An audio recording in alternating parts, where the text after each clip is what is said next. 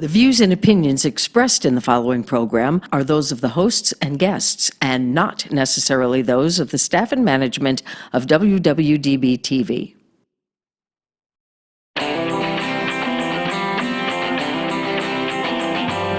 Hot topics, food, fun, entertainment, and serious business.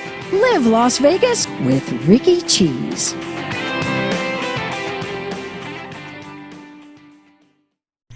Welcome to Live Las Vegas with Rikki Cheese. So glad you joined us here today. We've got two guests who are actually connected in the sense that they're performers, former performers, who've gone into two very different forms of business, but that's how they started out as performers, which in Las Vegas, you know, is pretty common. I have known this woman for many, many, many years, and she is not only a talented performer, but she is a very talented hypnotherapist. This is Juanita Curiel, who is a clinical hypnotherapist here in Las Vegas. She's got her own office, and she specializes in breath work, sacred breathing, and ways to access your subconscious to find out what's really going on and making you be weird the way you are. So you make it sound kind of scary. No, it's really, really fun. We met some time ago when the late Helen Baucom was had her clinical studies over on Charleston, right across from UMC. And I think the reason why we actually met was because I was doing some breath work with you, and one day out of the clear blue sky, Juanita says, "How'd you like to become a hypnotherapist?"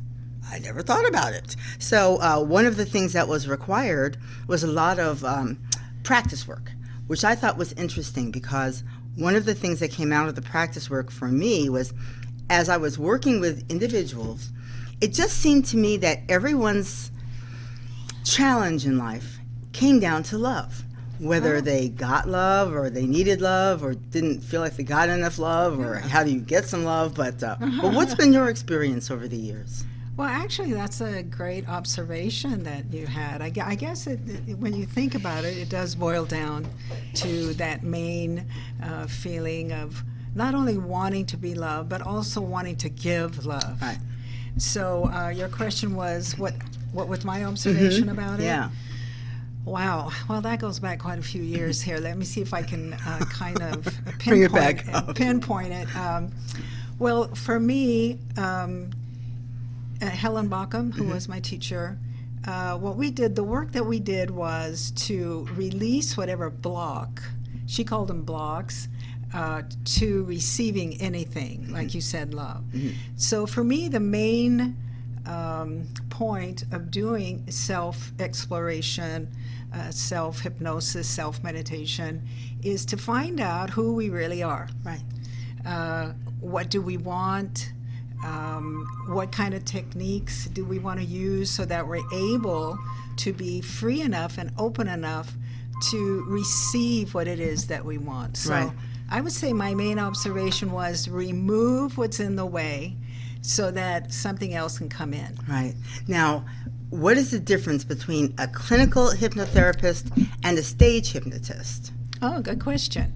I do have some people that come into my private business and they say, "You're not going to make me quack like a duck, are you?" And they're thinking like, you know, some of our magicians who are also hypnotists who have people acting out on stage. Right. I've actually participated in one of those. I didn't think that it would work, but people who were actually looking at me, they said it did work. So, well, okay. The difference is that when you do hypnotherapy, it is more clinical. It's a private, you're not in a group. It looks like you come to a therapist, you tell them your problems, you look to pinpoint what the root of the problem is, and then you go into hypnosis or relaxation. The stage hypnosis, that is like a lighter form. Like my teacher used to say, it's the audience that should get paid for the show. They're performing. Right, because they're the ones performing. So you will notice that the performer, he or she will say, "Who wants to be hypnotized? Who wants to?" So once you raise your hand, because really no one can be hypnotized, you really have to. Against your will, yeah. Right, you know, you really have to want it. And so when they raise their hand, choose me, that means they want to play, they're willing to do that. And some people do relax a little bit more than others. Right. And so they are saying, I'm willing to take the suggestion and I'm willing to play. So it's Right. more of a play thing. Does that help? Yeah, the it makes a difference? lot of sense. Okay. Now let's talk about how you got to this place, because your route to becoming a hypnotherapist actually was linked in a way to your early stage career as a performer. Right. Yeah. I've been in Las Vegas since the late 60s, and then my first job was with Wayne Newton in around 1972, and he, as you know, was Mr. Las Vegas. Actually, I'm going to go see him tomorrow night. It's interesting you Right. asked that. And what was the question again? Right. I got my mind was on going to see Wayne. Right. Yeah. How you got started in the hypnotherapy business is actually connected to some challenges you had as a performer, because you're a singer and an actress. You had this whole long career. It had nothing to do with relax. Being a background singer with Wayne, and then I worked with Lou Rawls. I felt like I wanted to do more, like songwriting, maybe sing more lead, but I felt very nervous, and I really wasn't like a leader. And so my roommate at the time was going to see this woman, and she said, "Oh, I'm going to see Helen, and she really helped me," and so I decided to go with her. And so that's how I met Helen, and she is the one who helped me get over stage fright. And I was so awed and amazed that this technique could really help you. Right. It really does work. Right. And so then after that, I decided to go to LA, and then I joined a group, and we had a number 6 hit on the Billboard Top 10. Wow. Called Angel in Your Arms. You can check it out on YouTube now. But the point is that this does work, and I did have a problem, and I went and it got solved, and it was like, it wasn't magic, but it felt like it. Right. Kind of. Yeah. Well, one of the things that I learned, because thanks to Juanita, I was able to train to a certain degree with Helen, never anywhere near as competent as Juanita and Helen. Helen wasn't as you are right now. But another thing that I learned was the absolute value in relaxation. One of the things, I still have Helen's tape that she made for me. Wow. And Helen was from the South. And so I'm going to try to get as close as possible. She would say, relax, relax, relaxation, coming from the top of your head, down your neck. And sometimes I would just listen to the tape. I wasn't even trying to have a session. I just love the sound of the woman's voice. Relaxation. And now you're going to relax your back. I mean, am I close? Yes, I'm close, right? I used to like it when she would say, "Not child."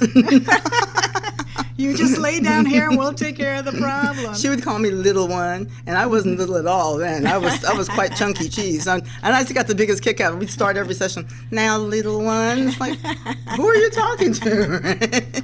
But at the end of the session, what I always found so interesting, because as you said, it sounds so simple, but it's actually a little bit more complicated, because we're so in our minds every single day. Our minds are just going all the time, and so we're not really relaxing at all. And then we're not really listening to our hearts and our bodies necessarily. So the relaxation helps a lot of releasing, as you said, whatever the blocks are. Yeah, Right. yeah. So this is information that we have within ourselves. This is not coming from the hypnotherapist. Exactly. Well, I can't heal anyone, and I really can't hypnotize anyone.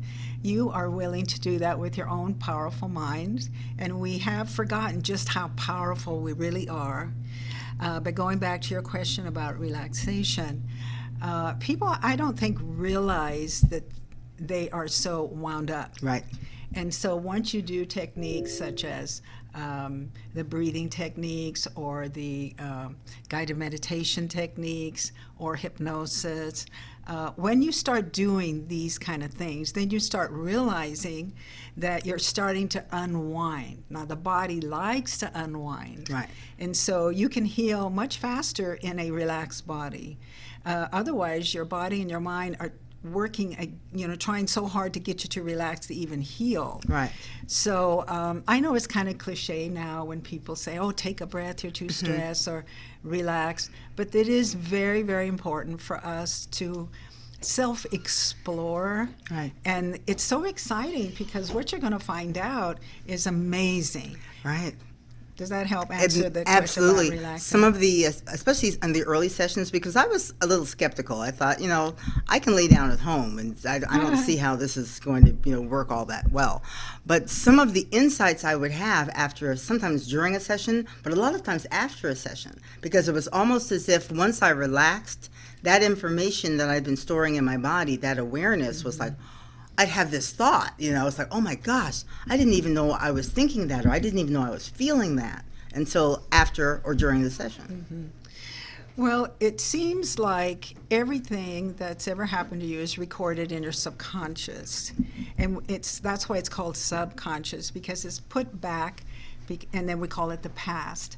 And so when you start to relax and you start to ask yourself questions, then you open that door so that these answers can come through. Sometimes it'll happen right in a session, or like you said, it may take you a couple of days to download the information that you have. Right. So it's a very safe and a very comforting. You want to pick your hypnotherapist from the heart. You want to make sure it's someone that you can trust, someone that's going to keep your information private, someone that you can really let go. Like you said, when you go by yourself, you do get a lot of benefits. But we as human beings seem to want to connect. And we want to have at least one person that we want to say, you know what, this is how I really feel, and I don't want to be judged. I just want to tell somebody what kind of a day I'm having. Yeah. So, that's good. We do some of it on our own, but when you have a professional, especially someone who's nurturing, like we had the pleasure of Helen Bauckham, you can advance very quickly. Very, very, very quickly. Now, the setup in your office, which I was looking at your pictures, was very similar to Helen's. Now, when someone comes into your office, what can they expect? Well, let's see. It's going to last about 2 hours. Also, by the way, if you decide to have a private session, you do get a discount just by mentioning Rikki Chi's name. Yeah, powerful name here. There you go. And we will talk, or you will talk, about what's going on with you, what it is that you want. You will be expressing your fears or your concerns.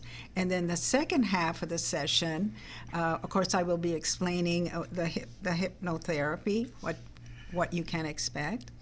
And then you will go into hypnosis. Now, hypnosis has had some kind of, fear attached to it for quite a long time.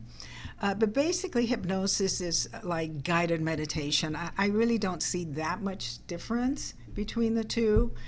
And so we have layers of relaxation. Hypnosis is a layer of relaxation right before you fall asleep. When you have fallen asleep, then you're like in what they call delta level. It's a different consciousness. We are conscious when we're sleeping, because the subconscious is taking care of your breathing and your heart and so on. But right above that level, before you're asleep, is what we call the hypnagogic state. And that's where you're using more of your mind power. Like all of a sudden you're tuned in, not to me, but you're tuned into yourself, your subconscious, and all of a sudden you can hear things you hadn't heard before, Right. It's like right before sleep. Right. So everyone is going through hypnosis every night before they go to sleep, and right before you wake up in the morning, you're in that space again, that I think is called alpha, and so these are powerful moments to really think the most positive thoughts you could have about yourself. Actually, they were doing Rogers and Hammerstein on KMPR, and I was listening to it, and they played the song, "Oh, What a Beautiful Morning," and I just started sobbing. They played the original. Wow. And just when I thought about it, if we could wake up and just sing that little piece. Oh, what a beautiful morning, what a beautiful day. I got this wonderful feeling, everything's going my way. And I mean, I was sobbing in the car. Well, it's funny that you should bring that up because I just realized recently, because of something else I was reading, my alarm clock goes, and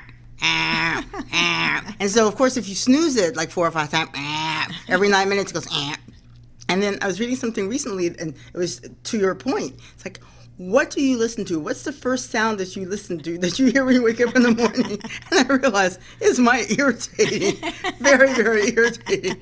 And the thing is, the dogs won't even come upstairs because they're like, we'll wait till she hits the snooze alarm for the 9th time. We don't even like it. It's like, but okay, I've got all kinds of music things I can play. I've got my CD player. I've got another little outfit my friend who is a sound therapist, Regina Rose Murphy, gave me. So it's not like I don't have access to beautiful sounds first thing in the morning. But it wasn't until I read that, and now you emphasize that talking, I thought, that's how I'm starting my day every morning. It's like, that's not a good soundtrack for the rest of the day. Oh, what a beautiful morning.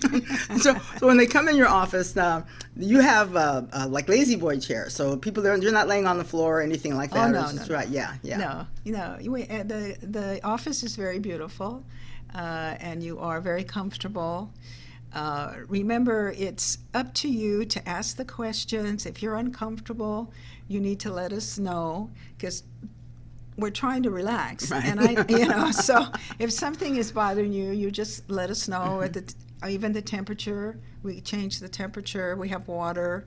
And sometimes if I have a person who comes in with a lot of anxiety, they may not even want to lay down. They want to sit in the chair, or sometimes we'll just walk, and we'll walk. That'll be their first session. Right. But I do attract a lot of people who just they just go for it. Right. So either way is correct.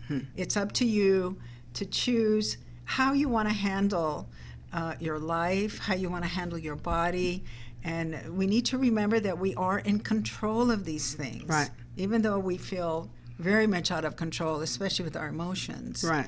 But remember, emotions are energies that they're going to pass through us. But when they hit, we feel, we feel like we're there forever. Right. And then we have this thing where we weigh out, is it a good emotion or a bad emotion? It's not. It's just an emotion.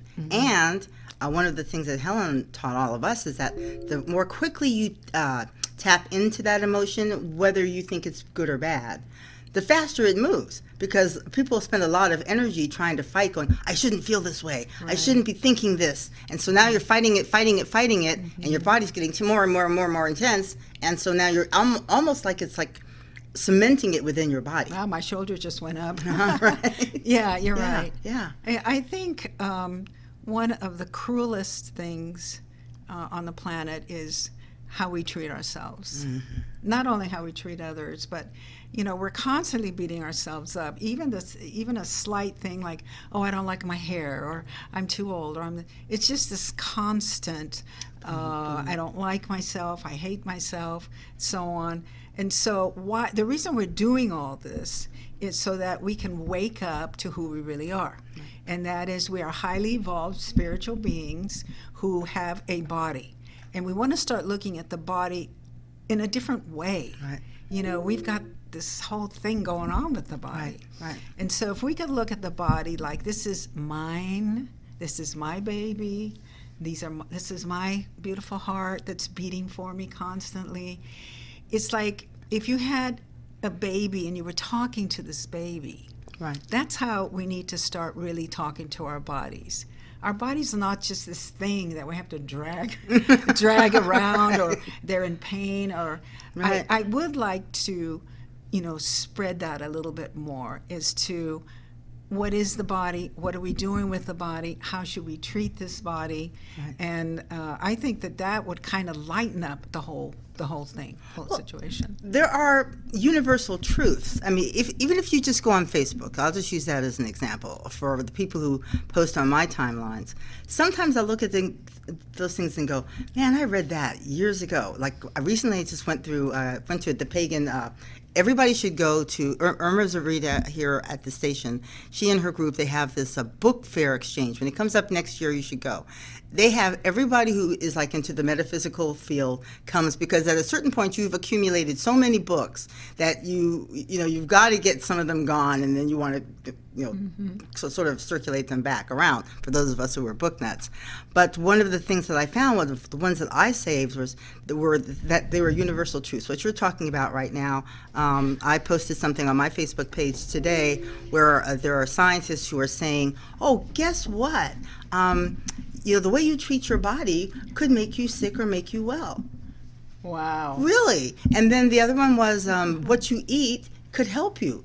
Didn't Hippocrates say that? Wasn't that like a really long time ago? Like, let food be thy medicine? That's like, what are we talking about here? Because there was a post about one of the big first billionaires and how he allegedly manipulated the healthcare system so that plants and regular medicines were now banned. So because he was the head of an oil company, he had the monopoly on oil. So he wanted to create oil-based medicines. So he's actually allegedly responsible for how we're now medicating ourselves with chemicals, as opposed to going outside and pulling a plant out of your backyard.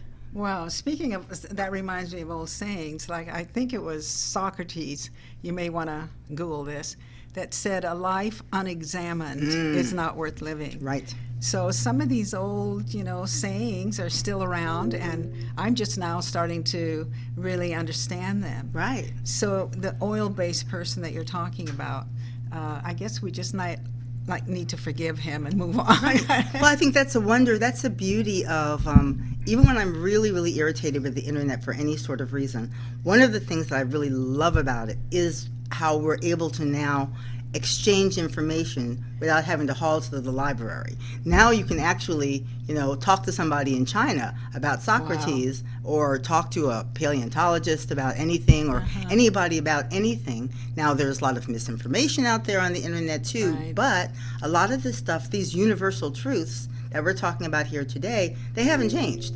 The quotes are exactly the same no matter who's putting them out there. Right. Yeah. So as the word is getting out about hypnotherapy, is it popular now, or? Well, I think it is more popular. They're using it in hospitals now. Sigmund Freud did bring it into the medical practice years ago. I think it is more popular. It's more accepted. It's not quite so scary as it used to be. So I guess I would answer that as yes. It's more acceptable. It's more popular now. Yeah. Well, I think people are also looking for ways, if they can, especially if they've been involved with the healthcare system for some time, to find ways of dealing with their health once they've already gotten sick, that aren't so invasive. That don't involve surgery, that don't involve a lot of medication if possible. My brother-in-law and I, we were joking the other day, because in my family, we are notorious for this. Well, we will go to the doctor, because we don't want to go to the doctor right away, because of course we're dying, so we don't want to go. And then we realize we're not going to die, so then we go. And then the doctor gives us a prescription, which we then don't take. Then we go to the health food store and decide to heal ourselves. So between the two of us, we have like big baggies of medication. Because once we realized we weren't going to die, if we could find it at the health food store, well, why would we take medication? And we were rolling at the stuff that we've been prescribed over the years. And I just decided to go through my bag just recently, and I found some antibiotics. And my mother was very opposed to antibiotics, so I just don't take them. And I mentioned that to a friend who said, I want them. Give me your antibiotics.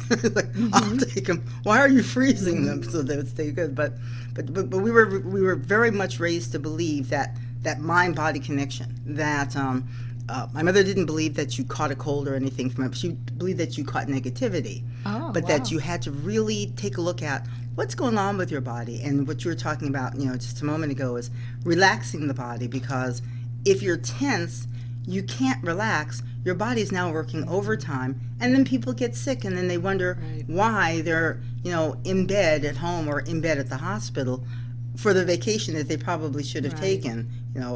I do believe sometimes God will kind of get your attention and sit you down one way or the other. So why not have a good hypnotherapy session? Yes, well, I believe in using everything. Yeah. Using the medical profession, using chiropractors, using what they call body talk, meditation, massages. What you want to do is find out what works for you. You're right. Now, I have some people that would never do hypnosis, but they will do, antibiotics or whatever. Right. So find the mixture that works for you. You're capable of doing this. I like this technique called applied kinesiology, which is basically muscle testing. Dr. Greenwald, who is a chiropractor, he is a master at this. Saved me a lot of money, like you said, with all the vitamins and stuff. So you get muscle tested, your body will actually respond to something that's negative or positive. Right. So use everything you can, including the medical profession, and I think you'll get good results. Right. And to give you an example, first of all, I had never heard of kinesiology until I met Regina. And so what she did for me is she's like, go put your arm up. And then she asked me a series of questions.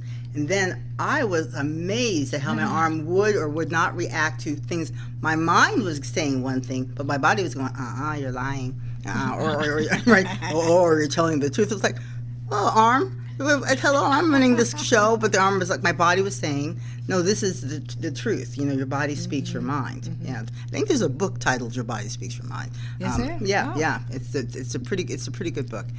So let's talk about, you've got an event coming up this weekend. I do. It's Sunday the 15th from 1 to 4 p.m. It's called Sacred Breath 101. It's at 265 East Warm Springs Road, Suite 107.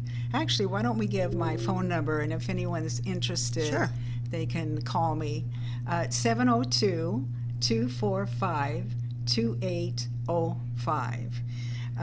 This is not hypnotherapy. This is what they call breath work.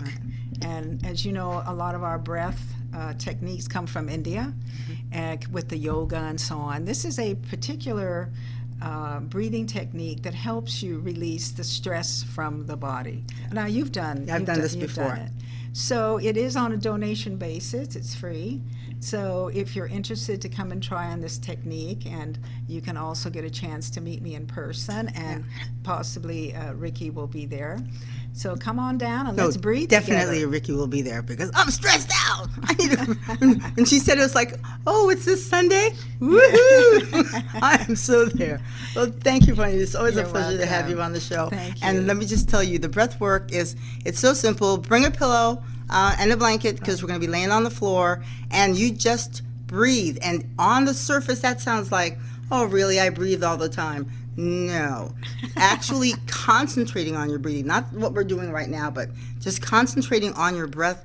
So incredibly powerful. You owe it to yourself to try it out. Thank you. Yeah, thank you. Thank you for being on. Thank you. We're going to be back in just a moment with another performer who's gone into a whole different line of work, and he's kind of a hypnotherapist in a sense of what his company does. We'll be right back with more with Live Las Vegas with Rikki Cheese.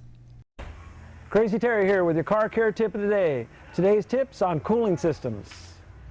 This vehicle's got about 182,000 miles on it, so if you're checking the coolant, check the hoses too. Just feel them and see if they're soft or any signs of fatigue for the mileage on it. They don't feel bad. They look like they're still the original hose, but you want to make sure you don't go too long with these hoses because they will eventually deteriorate, cause a problem. In this case, this car's got a visible leak. The customer brought it to us. We'll pop the hood and check the cooling system. First, we just relieve any pressure might be on the cap. Remove the cap. Take a look inside. We see it's kind of low. Now we'll start our inspection. What we found on this one is the top tank is leaking. It's got a crack in it. Pretty common for these plastic radiators to do that. We want to get to a shop right away because severe engine damage can result from overheating condition like this. In this case, it was pretty easy to see the crack was right on the top tank, but a lot of times we'll have to pressurize the system to locate the exact leak. Could be a hose in the back, could be underneath. Some of these are hard to find, but in this case, a very common leak, the top tank. When we're testing a cooling system, it's okay to use just water, but you want to make sure when you're filling it up properly, it's a 50-50 mix of antifreeze and water. It needs the water to make the chemical work, so don't just put straight antifreeze. 50-50 mix is the best way to go. Keep it clean, keep it rust-free. So as you can see, we got a pretty active leak. You got to get this fixed, or there's going to be some engine problems. If you're going to top off your own coolant, it's really not that hard. If you got a radiator cap, just make sure it's not hot. Take the cap off and take a look. In this case, we're pretty full here, but what we have is the overflow jugs empty. So we'll just add that. Once again, check your manufacturer's specs to make sure what type of coolant you have. In this case, we're using the good old green. There's gold, there's red, there's yellow, all types out there. Just want to make sure you're staying with your manufactured recommended coolant. And that's really all there is to it. The cooling system is a major component. You'll want to service that regularly. If you have a problem, it could be too late and cost you thousands of dollars. If ever you have a problem, come into Sun Valley Automotive. It's no charge to look at your cooling system. This is Crazy Terry with your car care tip of the day. And welcome back to Live Las Vegas with Rikki Cheese. My guest with me right now is Jay Joseph. He is the owner, creator of A Touch of Mystery. Oh my gosh. It's an entertainment group.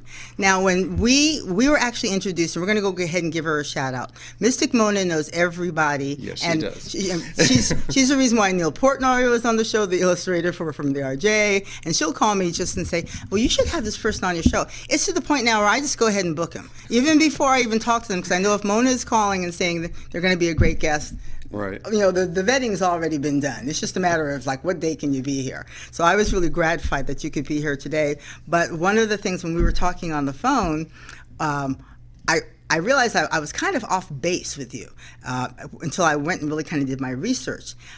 I got the impression that it was sort of like, you know, if you grew up in Las Vegas, you remember back in the day when we used to have dinner theaters, Right. where, or you could, even in the hotels, you could eat while the show was going on. And there was like some interaction to a certain degree. But I thought that that's what this was, more like dinner theater. But so much more than that. It's and you let me get away with saying it, and you didn't even correct me. That was so sweet. It's okay, because it is one portion of it. Right. I mean, we've been at Lowry's, the Primary, been in Las Vegas for 15 years now. Right. This is our 15th year, so that is dinner theater. Right. And then we also work at Center Stage Theater Fontana, where we do the murder mysteries there, so that's dinner theater. Right. The mysteries are set up that they're entertainment or team building. They're automatically set up for team building because every table becomes an investigative team. Right. So for corporate purposes, they work very, very well. And if they don't want it to be team building, then it's just straight entertainment. Right. We have various formats, anything from reception style to a full dinner. We're getting ready to do something for the Stratosphere. We've been working with the casinos for the past, since 1999. Wow. In California and Nevada, and some in New York as well. And we do them for their VIP events. Right. Now, what's the setup when you talk about, I've actually done a couple of murder mysteries over the years, and Yeah. I was really fascinated because I didn't want to be the murderer, but I didn't want to be the victim either. But, you know, it was like, well, don't pick me.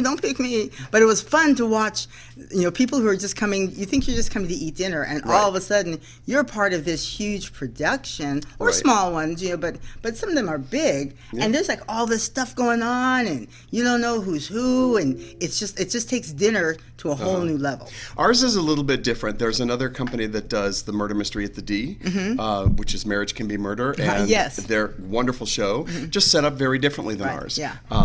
With their show, you may not know there's an actor sitting at your table. Ah. And with our show, you definitely know that, Right, because we do period pieces from the 1920s to I current mean, the day. costumes are gorgeous. Thanks. Yeah. And we do musicals, so there's songs woven throughout as well. So, but we will mingle as the guests are coming in. We'll start mingling with them, bringing them into our story, and then there will be scenes that will unfold, songs that will be there if it's a musical, and then the murder takes place, the inspector takes over, and every table becomes an investigative team. Wow. And throughout the dinner, we'll continue to mingle with you. You'll get to ask questions to get to know the characters better. And then we'd have songs, if it's a musical, that goes throughout. And then after dinner, we'll line up the suspects. The inspector will go from table to table. They'll get a chance to ask their questions, so there's a thorough investigation. And then they have to come up with their solutions, a team name, a team spokesperson. We'll give a prize to the team that comes up with the most creative name as well. And then the inspector will come back and get their solutions, and then we'll say, here's my police report and coroner's report. I'm going to share that with you now, and then it exposes the truth, and we know who the victim is and who the suspect is. Now, you guys have already determined that, of course, before dinner. Yes, I've written 22 different stories, and so with each one, now we were on Royal Caribbean for 7 years, so I have a different ending for every story, for every character. Wow. But when we go to an event, we have already rehearsed who it will be, right? And then we keep it to that person. It's very rare that we have a tie, because you have to get everything right: who did it, how they did it, why they did it, and with what. Well, tell us about your troupe of performers. I mean, oh my gosh, you gotta have some folks here. I am so blessed with who we have working out here. There's, it's funny to me when I hear that casting directors come to town and they think there's not talent in Las Vegas. I know, right? There's talent in Las Vegas, a lot of talent. Yes.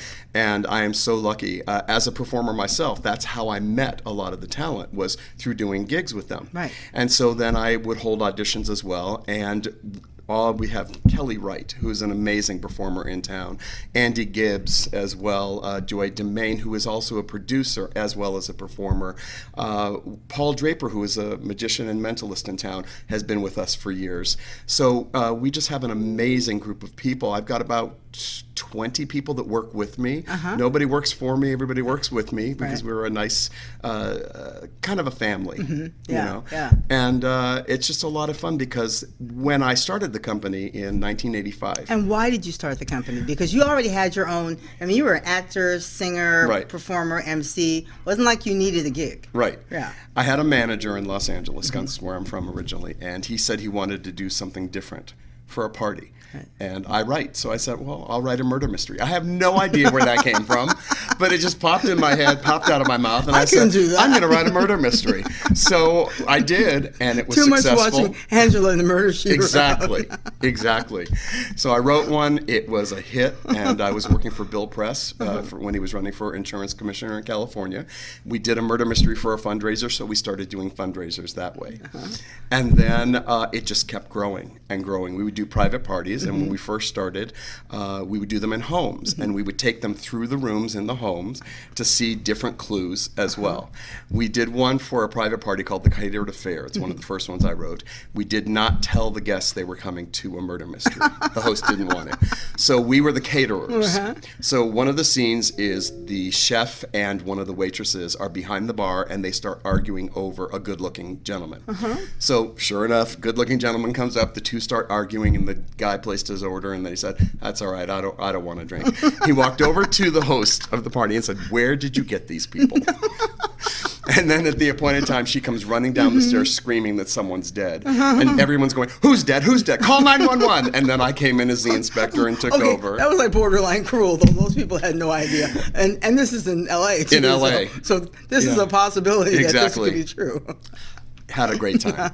It can work for you. You know, when we do the corporate events and we do talk to the guests and the corporations, we do ask them ahead of time, what is your group like? Are they really fun-loving? Are they more dry? What is the personality? So I worked with a destination management company in Santa Barbara. Okay, that just sounds dry on the surface. And we did a show called Death by Chocolate set in the 1940s, and it was for contractors, engineers, and they didn't tell them. And I said, okay, well, this is either going to bomb or it's going to be great. And they wanted their CEO to come up. So we brought the CEO up, and one of the first questions to him from one of his teams was, are you really a Chippendale dancer? I'm standing there thinking to myself, oh my God, this is going to bomb. And he didn't drop a minute. He just said, no, they didn't like the way I hung around so long.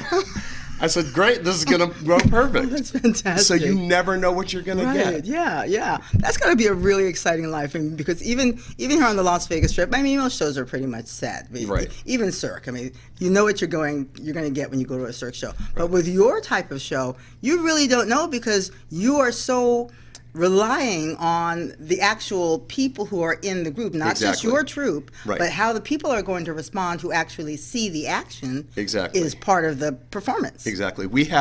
There's a full script, but it's scripted as far as here's the story, here are the characters, here's what needs to come out, but everything is played out through improv.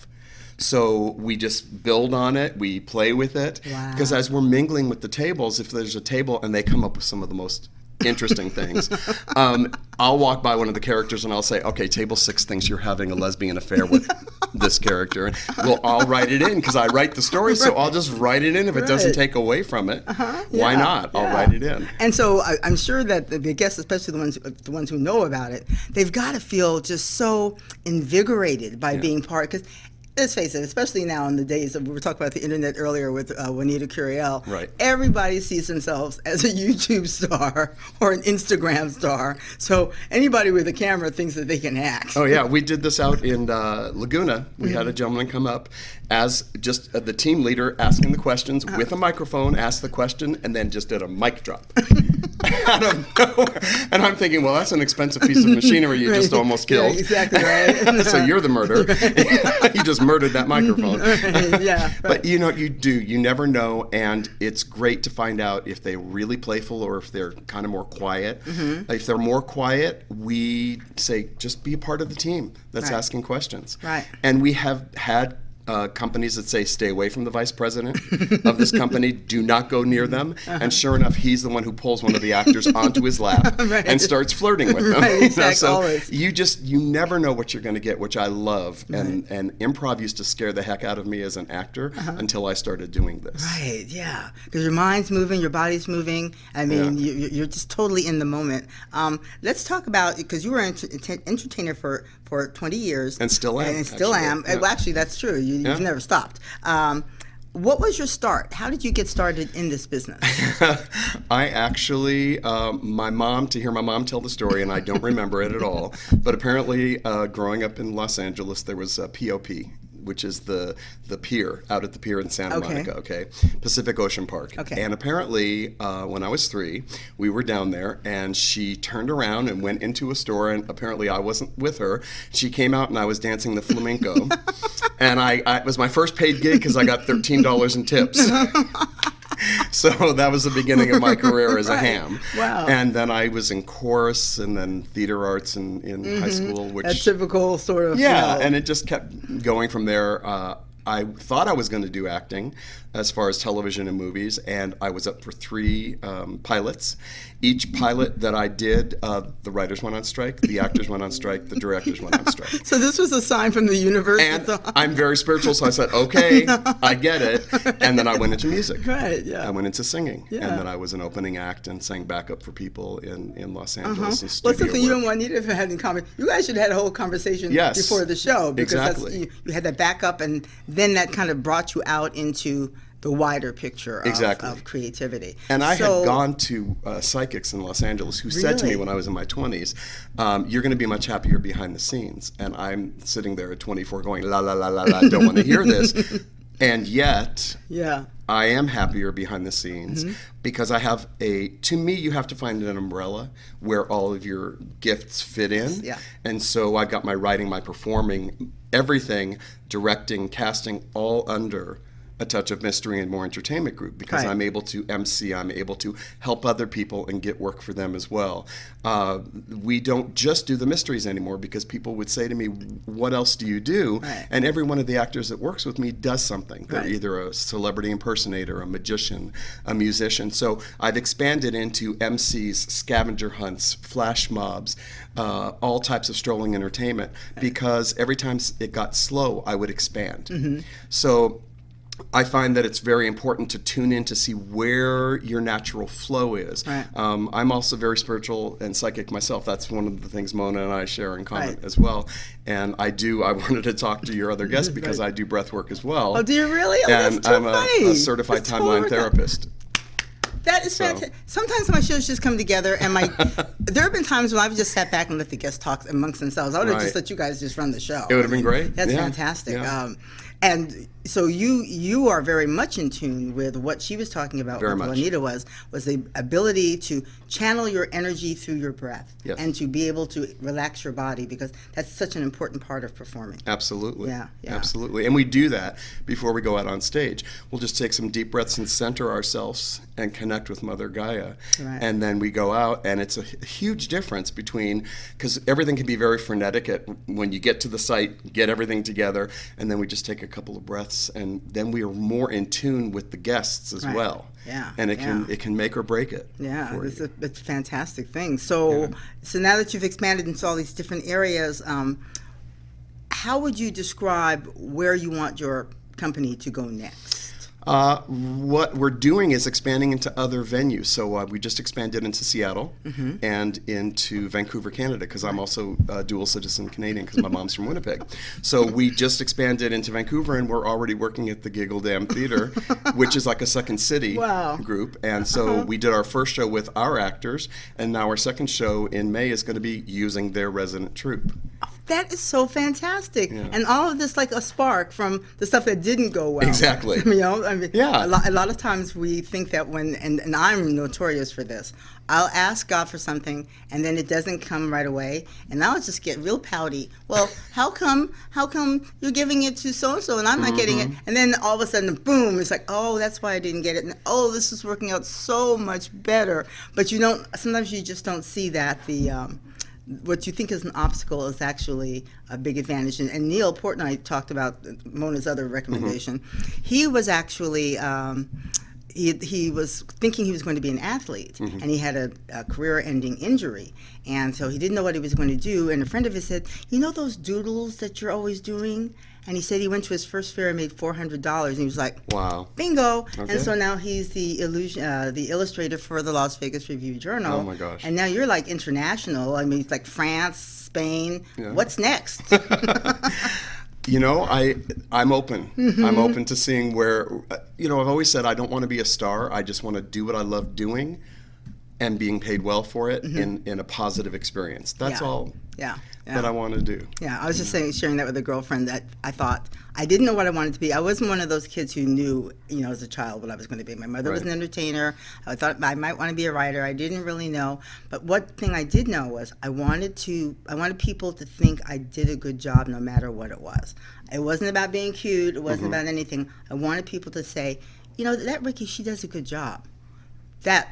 Whatever, whether I was a Right. plumber or whatever, I just wanted that. And that kind of sounds like where you're coming Absolutely. from, too. Yeah. I want people to enjoy. I was so happy to be Billy Flynn in one of the national tours of Chicago. Wow. It was the one that was supposed to sit down here at the Venetian, and 9/11 happened right in the middle of our tour. We took our last flight of the tour, the 10th.